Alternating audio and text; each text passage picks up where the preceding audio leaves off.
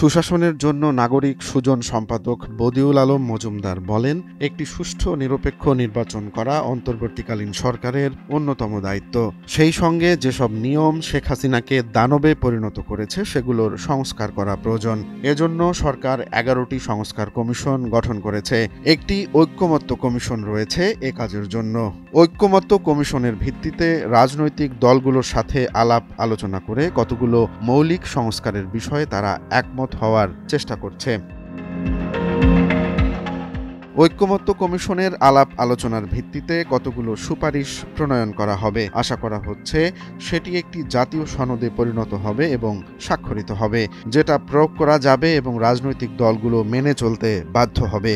19 জুলাই বেলা 11টায় বরিশালের বিডিএস হলরুমে আয়োজিত জাতীয় সনদ ও নাগরিক প্রত্যাশা শীর্ষক নাগরিক সংলাপে বদিউল আলম মজুমদার এসব কথা বলেন। সংলাপের আয়োজন করে সুশাসনের জন্য নাগরিক সুজন।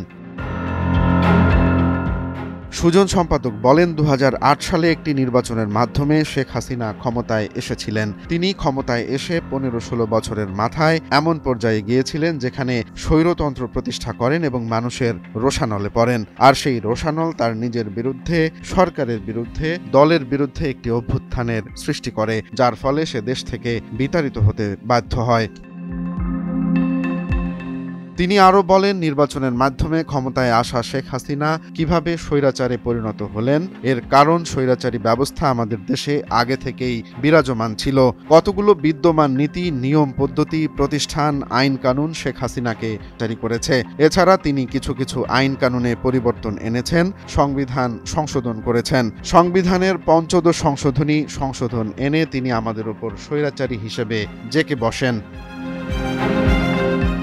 এছাড়া এমন এক পরিস্থিতির সৃষ্টি করেন যেটা মানুষের জন্য অসহনীয় হয়ে পড়ে।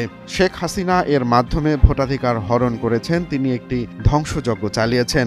এর প্রেক্ষাপটেই গণ অভ্যুত্থান হয় এবং জনদাবির মুখে, গণ অভ্যুত্থানের মুখে তিনি পালিয়ে যেতে বাধ্য হন।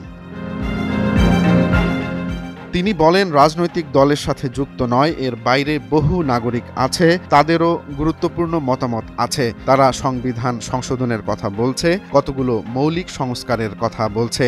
সংবিধান হচ্ছে জনগণের মতামতের প্রতিফলন, জনগণের অধিকারের রক্ষা কবচ। তাই জনগণের মতামত অত্যন্ত গুরুত্বপূর্ণ।